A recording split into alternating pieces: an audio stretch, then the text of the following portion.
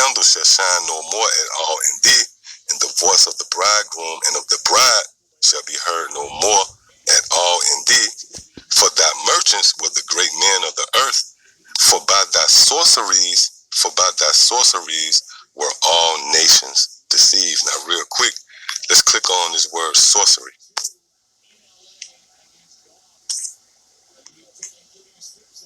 Strong's G 5331. Pharmakeia. Yeah, so that would be the pronunciation in the Greek for that word sorcery. Pharmakeia, which that word actually goes back to pharmacy or pharmaceuticals. Alright?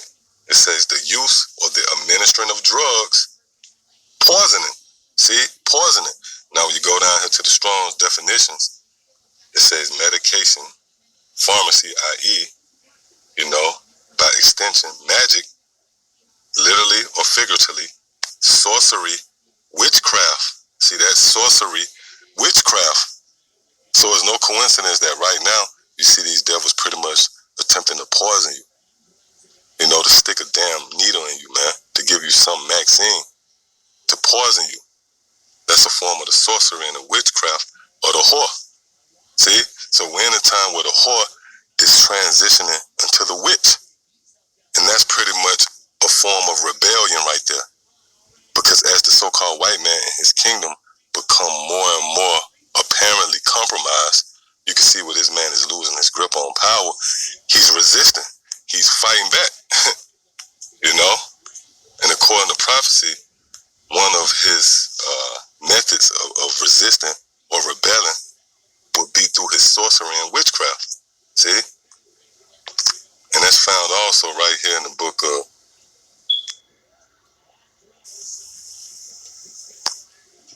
1 Samuel, the 15th chapter, in the 23rd verse. It says, for rebellion is as the sin of witchcraft. See? So the so-called white man has now begun to rebel, to resist, the prophecies in the form of his witchcraft. Alright? Again, this is why you see this man in his attempt to, regain momentum, if you will, concerning his power by way of sorcery, man. This man has resorted to, the people being Maxine, being under the influence. See that? But that's a form of the so-called white man rebelling. Why? Because he know that he had but a short time. Rulership is at stake, man. Desperate times calls for desperate measures. So this man is naturally going to revert to his instincts. See? Which again is sorcery. Alright? Again, it says for rebellion, which that word rebellion means to go back to war. Alright? So this is how this man is warring against Yahweh Shah. This is his feeble attempt to somehow offset the prophecies. See? He's rebelling against the prophecies by way of his sorcery and witchcraft. Again, it says, for rebellion is as the sin of witchcraft, and stubbornness is as iniquity and idolatry, because thou hast rejected the word of the Lord. He have also rejected thee from being king. See that? So now we're in a time where the Lord is removing Esau, the so-called white man, from being rulers, from being king. Alright? And the reason why we know that, because this man will eventually rebel against it. And the form of his rebellion is through his witchcraft. See that? So again, the whore is now showing herself to be a witch.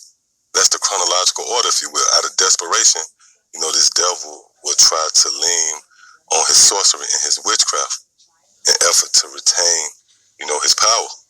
Alright? But there's a penalty for being a witch. There's a penalty for your sorcery. And that's pretty much for you to be destroyed. Alright? Matter of fact, let me grab that real quick. Right here in the book of Exodus, the 22nd chapter, in the 18th verse.